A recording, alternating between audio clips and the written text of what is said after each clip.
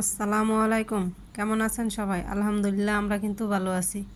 তো কাছে দূরে দেশে এবং দেশের বাইরে যে যেখান থেকে আমার ভিডিওটি দেখা শুরু করেছেন, আশা করি আল্লাহর রহমতে সবাই ভালো আছেন। তো আমি কিন্তু এখানে চাল ব্লেন্ডার করে নিতেছি, তো চিতই পিঠা বানাবো আর কি।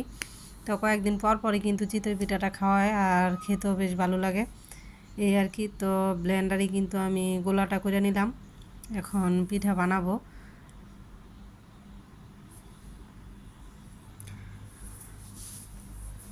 তো এই তো ছোটো মেয়ের জন্য কিন্তু আগে ডিম দিয়ে একটা পিঠা বানাইলাম। মেয়েকে কিন্তু ডাক্তার বলছে পিঠা খাওয়ার জন্য, ঠিক আছে আর কি, সরি পিঠা না আর কি, ডিম খাওয়ার জন্য। কিন্তু ডিম কোনোভাবেই মেয়েরে খাওয়াইতে পারি না, সেজন্য কত কিছুর মধ্যে ডিম দিয়ে যে মেয়েরে খাওয়ার ট্রাই করি যে খাওয়াইতে পারি কি না। তো সেই জন্য মেয়ের পিঠাটা কিন্তু আগে বানাই নিলাম। ডাক্তার বলছে মেয়েরে কমপক্ষে ডেলি যাতে 2টা ডিম ওরে খাওয়াই, কিন্তু ডিম হ্যাঁ একদমই পছন্দ করে না, ডিম খেতে চায় না। তো অনেক বাচ্চারা আছে কিন্তু ডিম অনেক পছন্দ করে খায়। তো আমার মেয়ের যে আর কি কেমনে ডিম খাওয়া শিখাবো সেইটাই জানি না। তো সেই জন্য কিন্তু আমি কত কিছুর মধ্যে যে ডিম দিয়ে আর কি রান্না করে দিই, যে দেখি খাওয়াইতে পারি কি না। এই হচ্ছে আমার অবস্থা। তো এই তো আমি কিন্তু এদিক দিয়ে খুব সুন্দর করে পিঠাগুলো বানাই নিতেছি এক এক করে। তো ভাবতেছি যে একটু ছোট ছোট করে বানাবো না, বড় বড় করে বানাবো, তাড়াতাড়ি হয়ে যাবে আর কি। সেজন্য বড় বড় করেই দিতেছি। তো আপনাদের কাছে যদি এরকম ভিডিও ভালো লাগে চাইলে কিন্তু চ্যানেলটি সাবস্ক্রাইব করে আমার পাশে থেকে যেতে পারেন। নোটিফিকেশন অন করে রাখবেন যাতে ভিডিও ছাড়ার সাথে সাথে আপনাদের কাছে পৌঁছে যায় এবং মূল্যবান সময় বের করে দেখে নিতে পারেন। বাজারে গেছিলাম, এই যে বৃষ্টির দিন সবচেয়ে ইম্পর্টেন্ট জিনিস হচ্ছে ছাতা।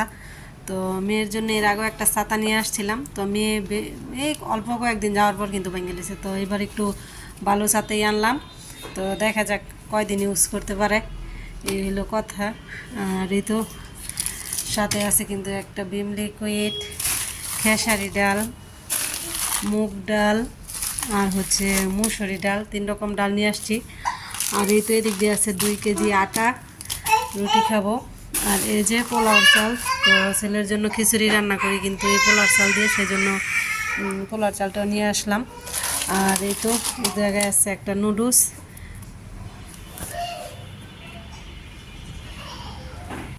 তো এই তো এদিক দিয়ে কিন্তু আরও কিছু কাঁচা বাজার আছে। তো এই তো এটা কি মজার নাম জানি না। তো আমার ছোটো মেয়ে বড় মেয়ে দুইজনই খুব পছন্দ করে, সাথে আছে বিস্কিট, তো নিয়ে আসলাম। আর এদিক দিয়ে আছে কিন্তু আর কি খোলা খাওয়ার জন্য বেগুন। আর এই তো দেখেন উস্তে দিয়ে কিন্তু একবারে বন্যা বসাই দিছি, কত উস্তে। আর সাথে আছে লেবু, শসা, তারপর আছে টিস্যু। আর এই তো আমার পছন্দের একটা ফল তরমুজ। তো তরমুজটা খেতে কিন্তু না বেশ মিষ্টি হয়েছিল, খেতে খুব সুস্বাদু ছিল, তো খুবই ভালো লাগছে। তো তরমুজ কিন্তু আমি খুবই পছন্দ করি আর খেতেও আমার কাছে কিন্তু খুবই ভালো লাগে। বাংলাদেশে যেরকম আর কি ওয়েদার পড়ছে, যে ঠান্ডা ঠান্ডা পরিবেশ, মনে হইতেছে খিচুড়ি খাবার একবারে পারফেক্ট সময়। তো দেরি আর করলাম না, খিচুড়ি রান্না করতে বসাই দিলাম। তো আজকে কিন্তু পানসা খিচুড়িটা রান্না করব। পানসা খিচুড়িটা খাইতে কিন্তু আমার কাছে বেশ ভালো লাগে আর কি। তো আমার বড় মেয়ে আবার খুব একটা পছন্দ করে না, এই হচ্ছে সমস্যা, একজন খাইতে পছন্দ করি তো আরেকজন করি না। তাও মেয়েকে বলে কয়ে একবেলা আর কি একবার একটু খাওয়াইতে পারছি এই আর কি। তো খিচুড়িতে কিন্তু টমেটো দিয়ে দিছি আর সাথে কিন্তু কিছু কাঁচামরিচও দিয়ে দিব। যেহেতু আমি আর কি খিচুড়িতে ফাঁকি মরিচটা ব্যবহার করি না, সেজন্য কাঁচামরিচের পরিমাণটা একটু বাড়াইয়ে দিই, সুন্দর একটা ফ্লেভারও আসে আর খেতেও কিন্তু ভালো লাগে। খিচুড়ির মধ্যে মরিচ আর কি ফাঁকি মরিচ পড়লে বা বেশি দিলে তখন কিন্তু গলা জ্বলে, তো সেই জন্য আমি ফাঁকি মরিচটা ইউজ করি না এটাতে। তো আগেই কিন্তু সব মশলা দিয়ে দিছি, জিরার ফাঁকিটাও দিছি। তো এখন আর একটু জিরার ফাঁকি দিয়ে তারপর খিচুড়িটা নামায় রাখবো আর কি। তো শেষে দেওয়াতে কি হয়, সুন্দর একটা গন্ধ আর কি হয়েছে খিচুড়িতে আর কি। শেষে জিরার ফাঁকিটা দেওয়াতে আগেও দিয়েছিলাম। তো রান্না বাড়া শেষ, এখন ছোটো মেয়েকে আগে খেতে দিব, দেখি কি করে। আর মেয়ের জন্য কিন্তু ডিম ভাজবো যাতে খিচুড়ির সাথে দিয়া খাওয়াইতে পারি, সেজন্য। তো ছোটো মেয়ের জন্য খাবার বানালাম। তো মেয়েকে কিন্তু ডাক্তার বলেছে আর কি ডিম ডেলি যাতে কম করে হলো 2টা ডিম খাওয়াই, কিন্তু কোনোভাবেই ডিম খাওয়াইতে পারি না, ডিম হের একদম পছন্দ না।